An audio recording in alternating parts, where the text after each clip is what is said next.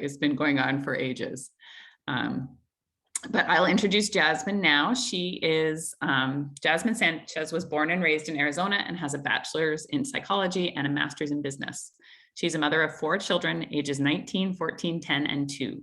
She has over 14 years experience working with young children in a childcare setting and over 12 years in the public health field. She enjoys spending time with her family and making long-lasting memories. Jasmine is a strong, active advocate for the community and currently provides trainings to parents, children, childcare providers, and licensed childcare providers in the Southwest region. Welcome, Jasmine. Thank you. It's just an honor to be able to present to you, and I'm just so grateful that you were good with the topic, because I think it's helpful, definitely discuss it, and I couldn't really find any resources or help when I was going through it, so I really appreciate the opportunity and hope that others feel comfortable to share as well. Absolutely. I have a slideshow, if I could share that.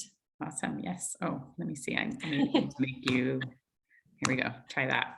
Thank you. There we go. Can you see it? Yep. Ooh, what a pretty background you have. Thank you.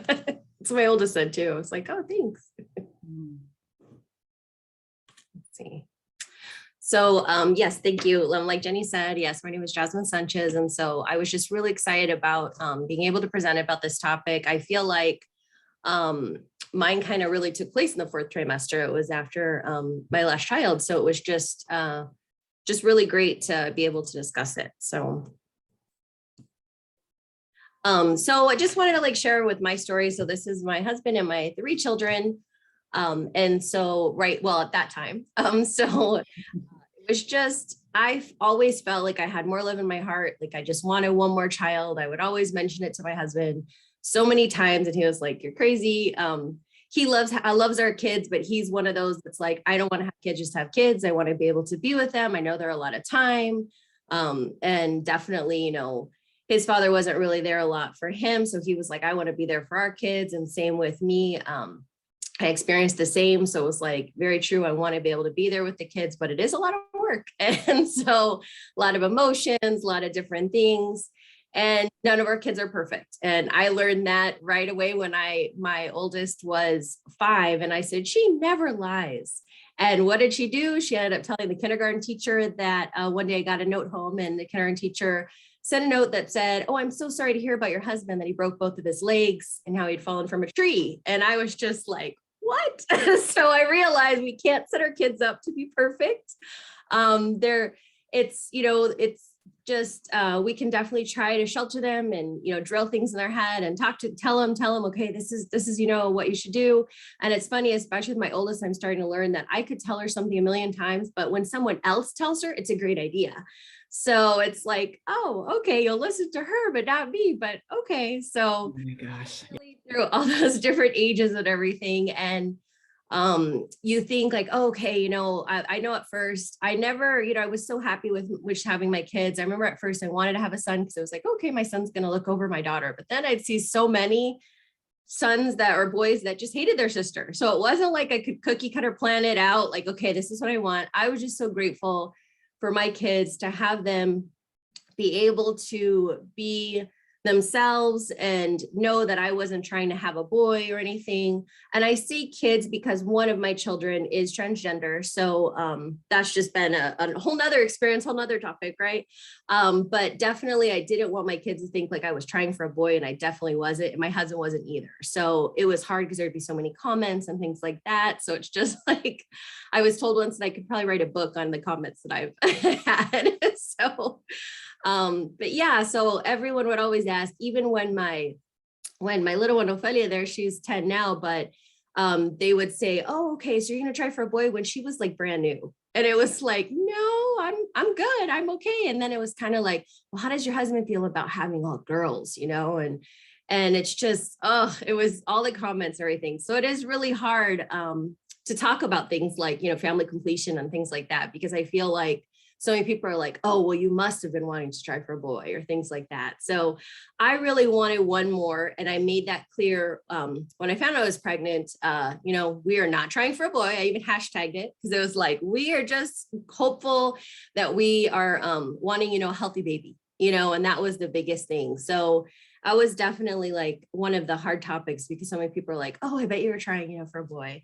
But it all kind of happened really fast because I told my husband, okay, I really want to try. And I didn't want to trick him or anything. I said, I really want to try for another baby. And pretty much the first try, yeah, I got pregnant. And so I took the test, and it was funny because I went to the store. It was a Safeway, and they had a vending machine with the pregnancy test, and it got stuck in the machine. And I'm like, of course, like right by one of my daughter's schools. And I'm thinking, oh my gosh, good thing I'm not like a teen mom, trying to hide this from my mom, because here it is stuck in the machine and I've got to go and ask them to come help me get this pregnancy test out of the machine. So they came and helped. And I'm just like, wow, this was an experience. And I'm thinking any minute, like one of my daughter's friends, parents are going to come around the corner, or somebody's going to be like, hi, Sanchez, what are you doing? And I'm going to be like, oh.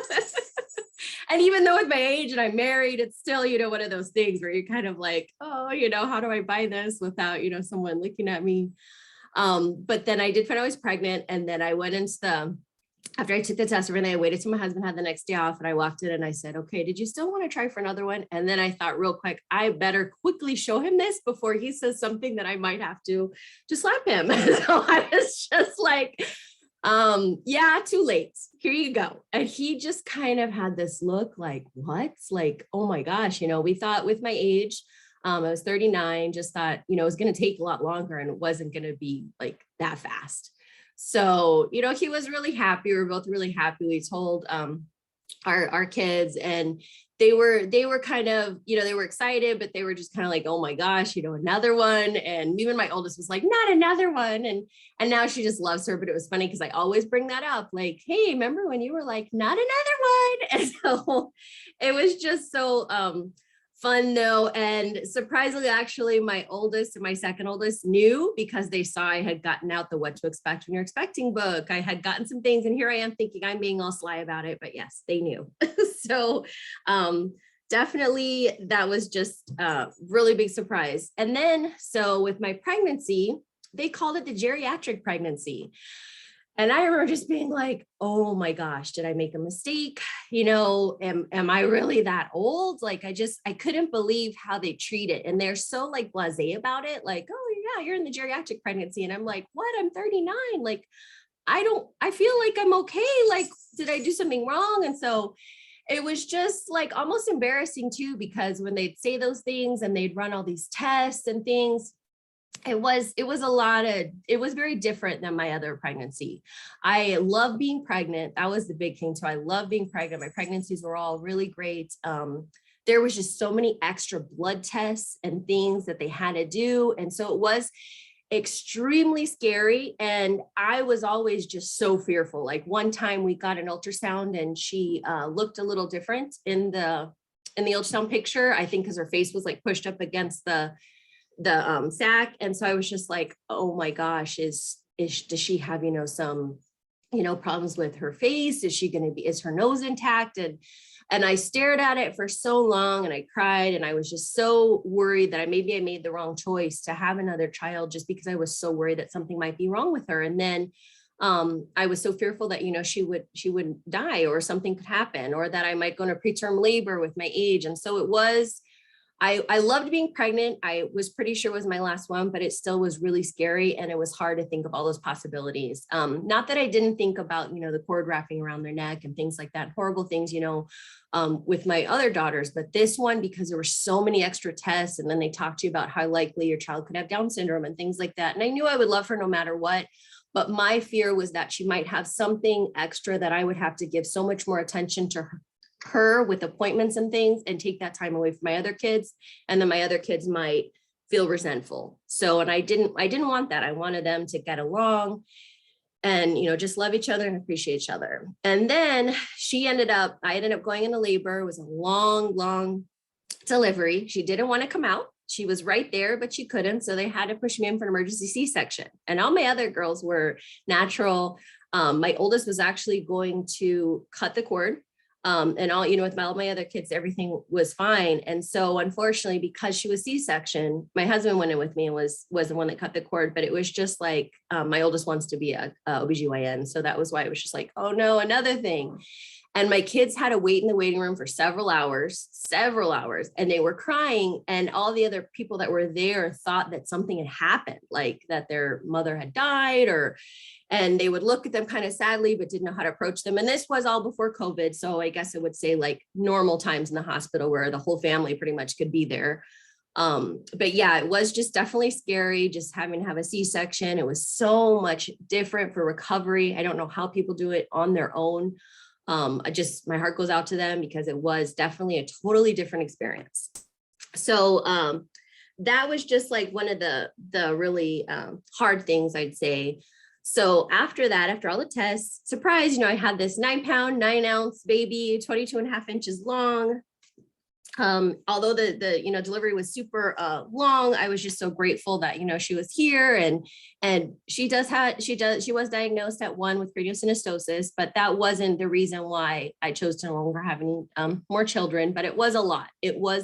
And then at one point, I felt like I was greedy, like, okay, I wanted 4, and now we're going through this and everything. And she does have a lot of specialist appointments and things like that. But honestly, she looks just like everybody else. She's not, she has a few extra things that we definitely have to watch her with. And that's hard. But sometimes I think you can't plan your life. And if you think about it and you fear about have fears about everything, it's like, oh my gosh. And just like when my oldest started driving, I was so fearful and so scared at first. But now I'm kind of like, okay, this is just part of life. And I have to just take it in stride and be okay with it. And so definitely, that was hard. And actually right after she was born, I hadn't had any sleep. It had been like 24 hours, no food in my stomach. I was just drained. And I went to breastfeed her. And when I handed her back to my husband, we still hadn't seen my other kids. He said, she's so beautiful. I think she's going to need a little sister. And I was kind of loopy, and I was like, okay, wait, what did you say? Oh, okay, you know what? I think I could have another one. I mean, it was just like, oh my gosh. And then it was so hard because I was like, wait a minute, is this my last one? So it was really difficult because I was like, don't tempt me, and he was like, I'm just kidding. But I was just kind of like, oh my gosh. But yeah, it was really hard.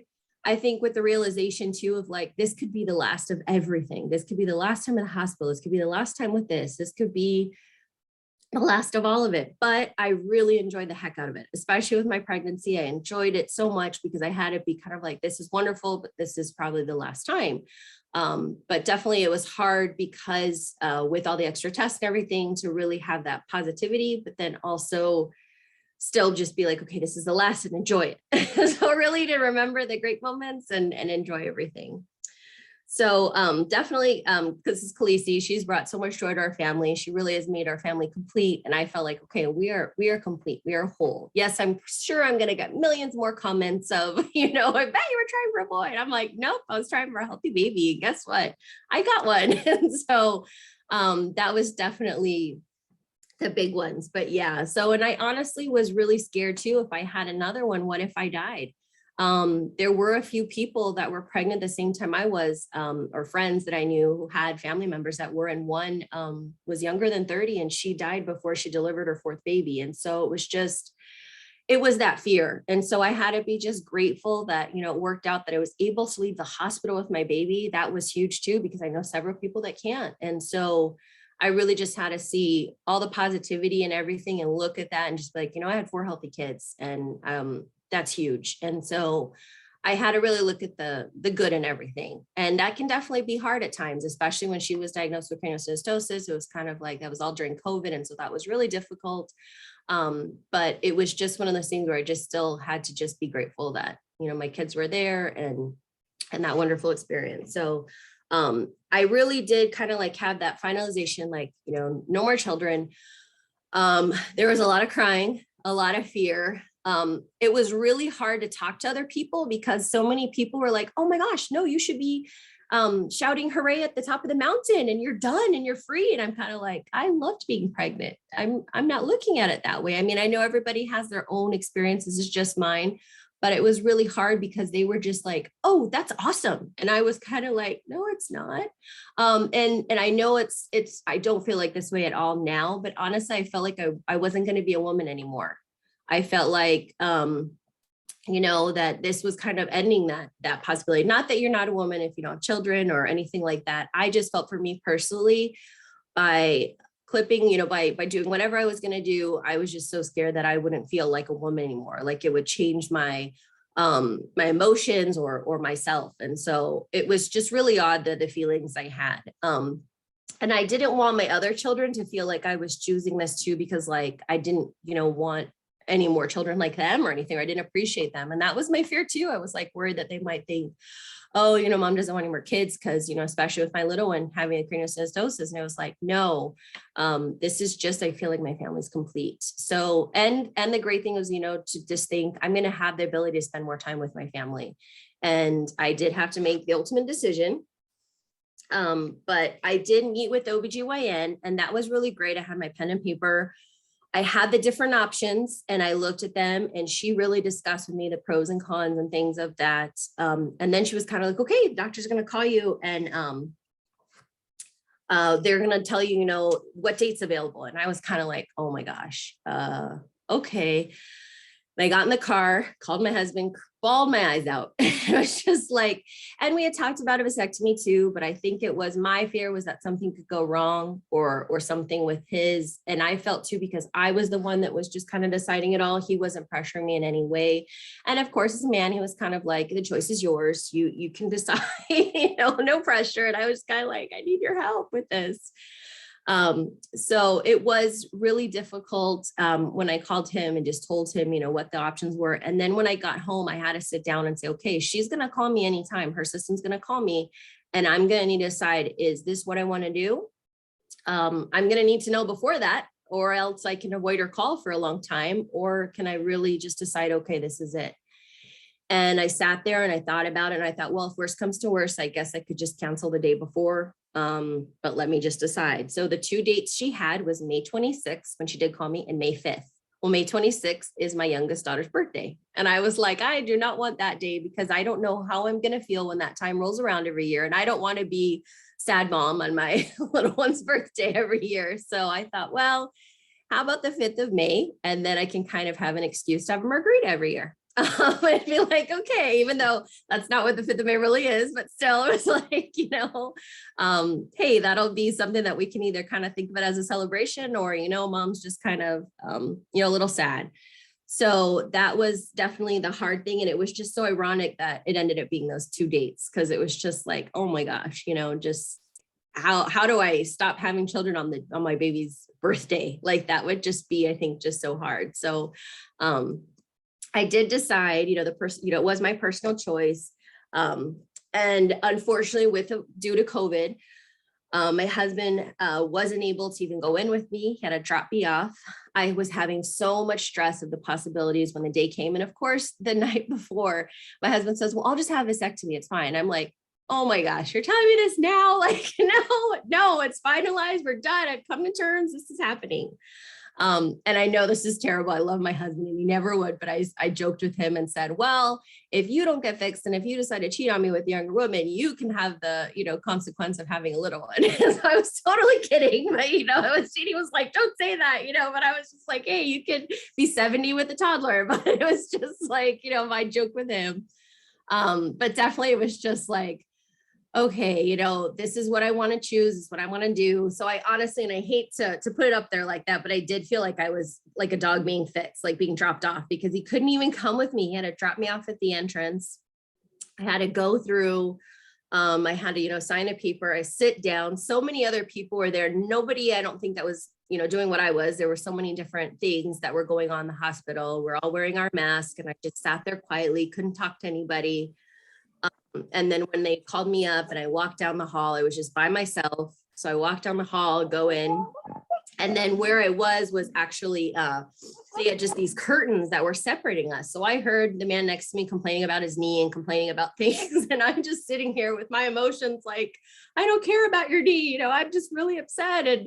And it was so hard. And I just kind of was like really proud of myself, because up to this point I hadn't cried. I was just kind of relaxed. And then the nurse came in. She didn't have a good bedside manner. She was just kind of like, okay, writing everything down. What's your age? This and that. And then she looked at me and I started getting teary-eyed, and she looked at me like I was crazy. Like, why are you getting teary-eyed? Like, what's your problem? And I'm kind of like, oh my gosh, I held it in a little bit. And then the other nurse came in and she was much nicer and kinder. And I just lost it. I just started crying, and I was so, I knew I was making the right decision, but it almost felt like a loss. It felt like, wow, this is it. This is the end of this chapter. And that was the biggest thing. I felt like this is the end of this chapter, and there's no going back. I can reread it, but I can't rewrite it. And so it's just so hard to have that, and all those emotions. And I was mad at myself because here I'm crying. And she was really sweet. And she said, I don't know if this comforts you, but I love my grandchildren, and being a grandmother is just a wonderful experience. I'm like, okay, in about 10, 15 years, but okay, I appreciated it. And she even took my hand and was really kind and made me feel okay. I had calmed down. And of course it was funny because she did have to say, are you wanting to do this? Because, it was kind of like me crying. It made it seem like my husband had forced me there. It was like, and so I would totally understood. So it was like the different sides too. And I was good. I was still a little teary-eyed, but I was good. And it was so hard because I had my mask on and I'm trying to wipe my tears and I'm just trying to just keep it all together. And then my OBG walks in, walks in, and I'm like, oh my gosh, I just lost it again. And it was so hard because it was the finalization. She delivered my last two children. And it was just like, oh my gosh, this is it. Like, this is the last time I'm going to see you in this setting, and you're not delivering a baby right now, and I'm not going to leave here with a little baby and be happy, and I'm leaving here as this is it. And she looked at me and she said, are you sure you want to do this? And I was just like, yes I am, behind tears and crying. Yes I am. I'm sure I want to do this. And it was just like, okay, just as long as you're sure. And I said, yes. I said, it's just very emotional. And I didn't know that I would react this way. And so she was really kind. She completely understood. She pushed me back, and there was some music playing and everything, went really smoothly. Well, fortunately, when they woke me up, I was just kind of alone with a nurse. And, then came the fear because I was like, heard about ectopic pregnancies. And I was like, oh my gosh, now there's that. And there's so many different things, that can happen. And so this is a lot, but just like with the tubal ligation is what I chose to do. They did cut my tube and then burn it. And then they gave me a picture afterwards, which I don't know why they did that. But just to kind of just explain like what it is, I was able to leave the hospital just shortly after. The recovery was really good. The incision was not it wasn't anything bad. I had my gallbladder removed, and that was much more, I think, more difficult than this. The only thing though too is that it was permanent, and that was a hard one. And then it did require surgery. My insurance covered it completely. But then when I looked at the topical pregnancy, that was where I was really fearful, because it was 1 out of 200. And I thought, oh my gosh, I can't put my family through this. That's another thing. So my doctor said, because I was a non-smoker and things like that, I'd go ahead and keep taking my birth control. And so I decided to do that too, keep taking my birth control pills, and that puts me at ease. And honestly, one of the biggest things and it's personal, but I'm totally fine with sharing it. The biggest thing too, before, I did get the tubal ligation, I was so scared to ever be really intimate with my husband because I was so scared about getting pregnant. And it was just that fear, like, okay, what am I going to do if I am pregnant? And I always worried because I know I'm fertile myrtle. And I knew that, like, even though, you take your birth control pill, I don't know anyone that takes it the exact same time every single day. Life happens. So I was just so scared. And I thought, oh my gosh, this is not a healthy relationship. Like this is so hard, because it's that fear of like, oh my gosh, am I pregnant? What do I do? Do I tell my kids? And that it's like, you load up on dollar store tests just to kind of make sure. And sometimes it looks a little pink and you're like, oh my gosh, what are we going to do? So just so many things. But definitely the fact that I can still continue to take birth control pills, that really put my mind at ease. I'm a little bit more like, okay, this, because you don't realize all of those different things. Another thing too, is if they remove your ovaries completely, you could go into early menopause. And so I was like, nope, don't want that. Let's not add that to my list of things now. I'm already emotional enough as it is.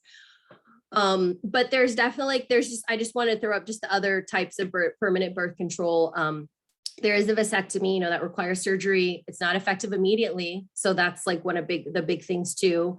And then the IUD was more of like, there was a lot of different side effect things. And then also because my doctor was like, my OB said, if this is something you want permanently, then I recommend, going with the tubal ligation, because the IUD is something that's just for a few years. And there's so many things that can happen. It can cause you to gain weight. It can cause you to have mood swings.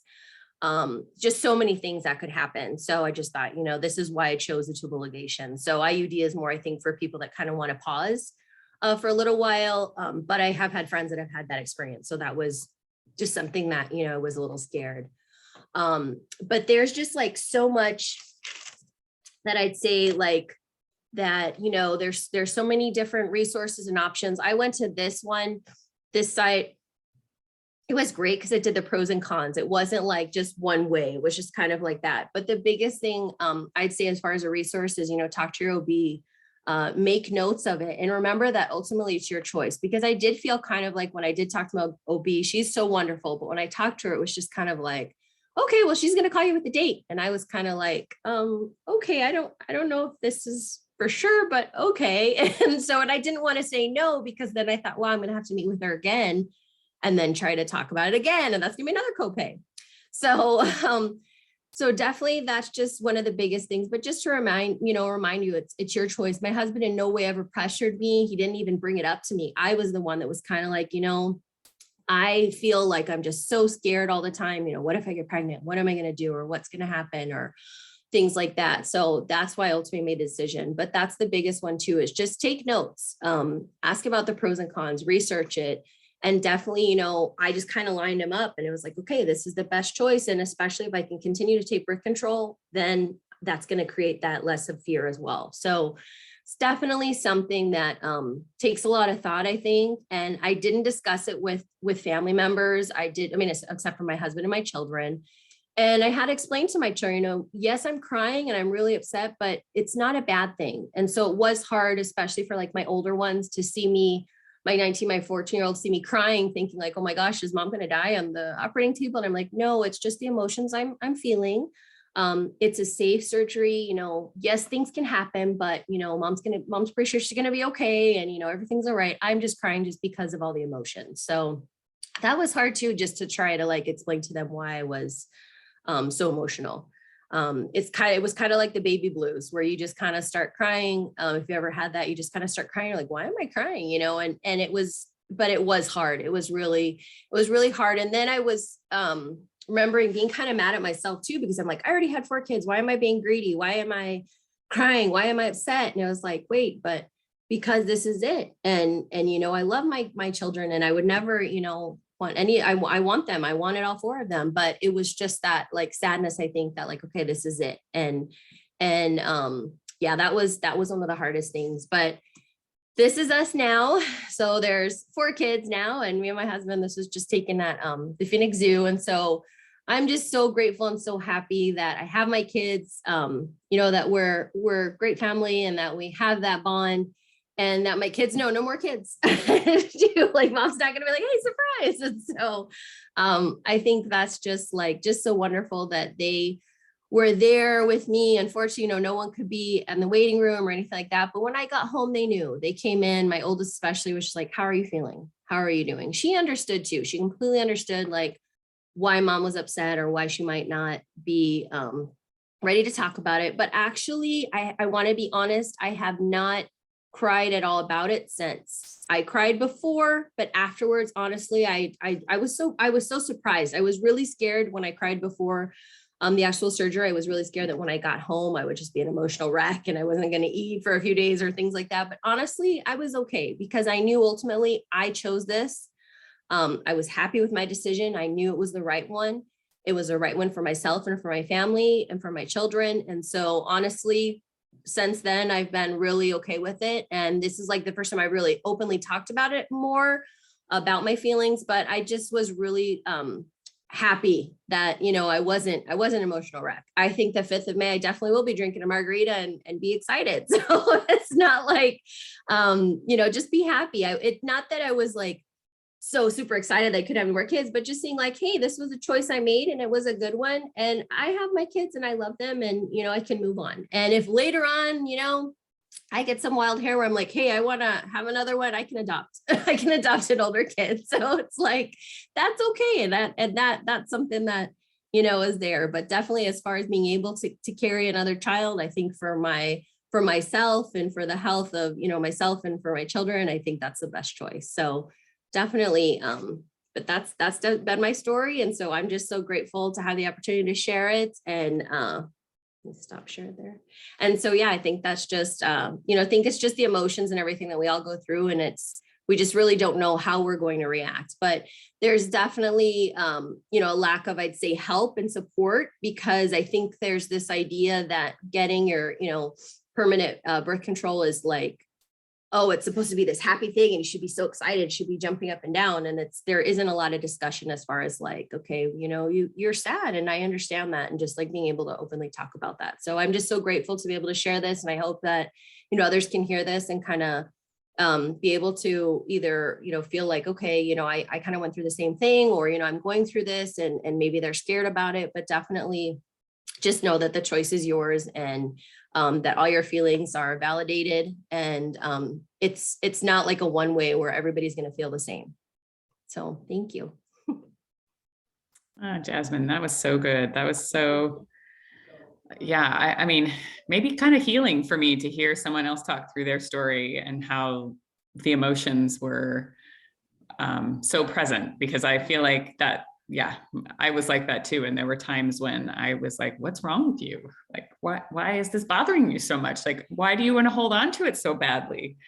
And yet, you know, it was time, like, you know, like it made sense and it was the right time. But yeah, I wonder, you know, as you were talking, you know, there's this whole thought of like this maiden mother crone, you know, that we go through. And I don't know if any of us are really ready to be in that phase of not having children before we feel like we're, you know, white haired and ready to be a grandmother. And maybe some of it is that, you know, even for me, like I'm a lactation consultant, so I get to hold babies all the time. And, you know, that works really well for me. But the idea that like I could never have another one of my own, that's a whole other thing, right? And like, what did you do? And did you really decide that this was done? So yeah, I think anyway, it's so relatable, and I'm so glad that you shared and, you know, had, you know, this honest conversation with us about what it looked like. Because I think that that's the other piece, is that, you know, people, maybe your mom might tell you if you really ask her, you know, but it'll be shaded with your mom's relationship with you. So that might be different than hearing from another mom. So yeah, thank you so much. That was really wonderful presentation. Thank you. Appreciate it. Awesome. So I'm going to stop the recording and then we can just talk and share. And if anybody has any questions for Jasmine, I think this would be a great time. So I'm going to go ahead and stop.